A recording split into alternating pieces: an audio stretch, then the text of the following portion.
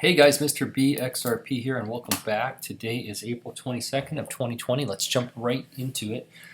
This is actually my second time doing this video. I had a technical difficulty the first time, but let's get rolling. So Bitcoin's at 71.29, Ethereum's at 181.75, and XRP is just under 19 cents. It was 19 cents when I first did this video, but now it's just below 19 cents, and same thing on Fiat Leak. So let's jump right into it. So from Curtis Wang today, he had posted, guess many things are going virtual for the rest of the year. Ripple Swell Global is going virtual. So this is actually really awesome. So it looks like that Ripple's yearly convention, which is called the Swell Convention, is actually going to be virtual this year. I don't know if they're going to open it up to the public or if just they're going to open it up to whoever they invite, including all their customers and clients and whatever. But I would sure I sure hope it's open to the public this year. This way everybody can see everything unfold as it unfolds and have their own interpretation of what they're seeing. I think it would be fantastic. So hopefully we'll get some more information on that. Great Gatsby, if you're not following him on Twitter, you should. He's at BambooXRP. He posted something that I thought was outstanding. He talked about potential domestic use case for XRP. So essentially what he's saying is, let's say you wanted to sell your house and you wanted, some of your proceeds to be 10% in an apartment, 30% in Apple shares, and 20% in gold, and the rest in USD. Well, you can use the IOV, which is the Internet of Value, using the ILP, which is the Internet Ledger Protocol, and find the liquidity for you in one transaction. So essentially, you could get paid however you want and do with your money whatever you want to do all at once. If you think about it, it's a perfectly liquid world. And he goes into explaining this in depth, and I would suggest you should go to Twitter, follow him, and read it. But my point is, the use case that Ripple is working on for XRP right now is payments.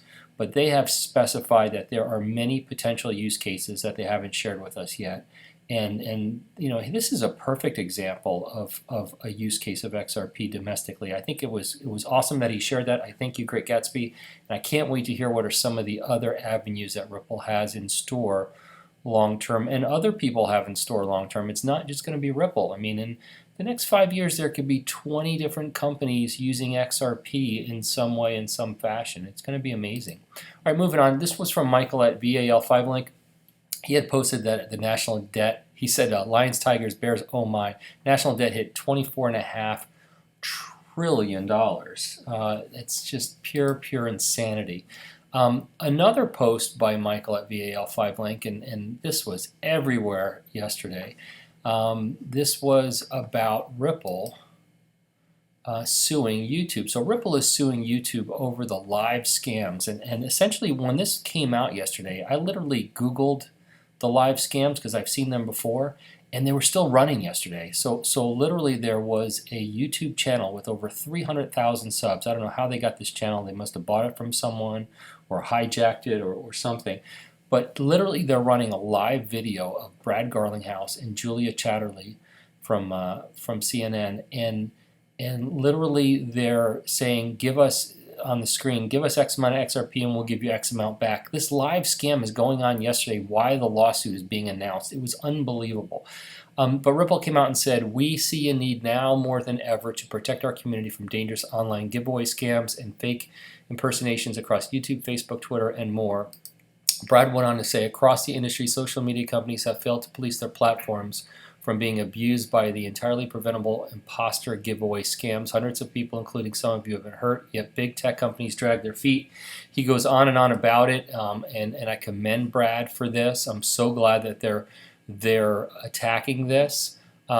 He also went on Bloomberg to talk about it. I'm not going to play the whole tape. I'm just going to give you a little bit of it. Talk to us about the impetus for this lawsuit. Emily, I think now more than ever we are living in a time when seeing that so the large tech platforms not act in the best interest of the broad kind of consumer population is a real issue. And what we are seeing is scammers are taking advantage of these platforms, both things related to COVID, but frankly, this has been going on as it relates to cryptocurrencies, as it relates to Ripple and specifically XRP. It's been going on for well over a year. And for us, it was time, enough is enough. We worked on this case earlier in the year, waited a bit, given that some of the things were happening in the world, and felt like now is the time to, to not whine about this, but actually to do something about it. So I'm not going to play the whole thing, but what's funny is Brad uses the term now more than ever. First thing he says out of the gate. And if you go back to the original post from Ripple, Ripple also said now more than ever. So the question is, what's this now more than ever? Is it because of the economy? Is it because now more than ever? Is it because of the future value of XRP? They realize that these scams have potentially taken a significant amount of money from people once that if XRP is to attain a much higher value. What is the now more than ever? I don't understand specifically what they mean by that. But I find it interesting that they used it in the Ripple announcement, and they also, Brad Garlinghouse used that directly in that interview. So now more than ever. I don't know. Hey, you know what? In my comment section below, let me know what you think the now more than ever means. And it just may be based on the economy and the economic situation, but I'd like to know what you guys think. I just found it interesting that was kind of the term that they were using. And moving on. One other point I wanted to make about this was if you go to Ripple's website and go to their insights page, and you could just do a little search and do enough is enough to get to the article. They have, and right here, let's see here. Okay, so here they say, today we're taking legal action against YouTube to prompt an industry-wide behavior change and set the expectation of accountability. It's funny that Ripple is suing YouTube, right? And YouTube is owned by Google, and Google Ventures is an original investor in Ripple. You would have thought that Ripple could have just got on the phone, got a hold of the right person at Google, and got this taken care of. They wouldn't have to sue YouTube. I mean, that's incredible to me that this had to take place. It's just bizarre. But anyway, here's something that's interesting. If you got scammed, I want you to go to this page, and it says, in response to the numerous XRP-specific giveaway scams and impersonations, Ripple has hired an external cybersecurity and digital threat intelligence vendor to help with reporting and takedown efforts, in addition to building our own submission form for the community to report unusual activity. Okay, if I were you and I was scammed out of money, I would fill out this form, okay, because who knows what's going to happen in the future? Who knows if Ripple wins the case? Who knows the liability that YouTube might have? I don't know. It's all speculation.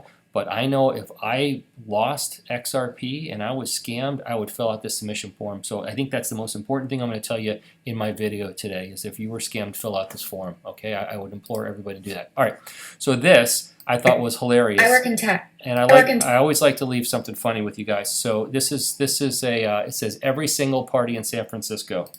I work in tech. Oh, I work in tech. I work for a tech company. We went to Burning Man together. We overlapped at Google. My ex-boyfriend's roommate is the guy that sells him mushrooms. The Salesforce Tower has been up for like a long time now. Uber prices have been so high recently. Which robo-advisor app are you using? I really like Wealthfront. I wish I could stay later, but I have to get up early for a hike tomorrow. Oh, that's because he's microdosing. I love hiking, meditation, matcha latte, intermittent fasting, stock options, oat milk.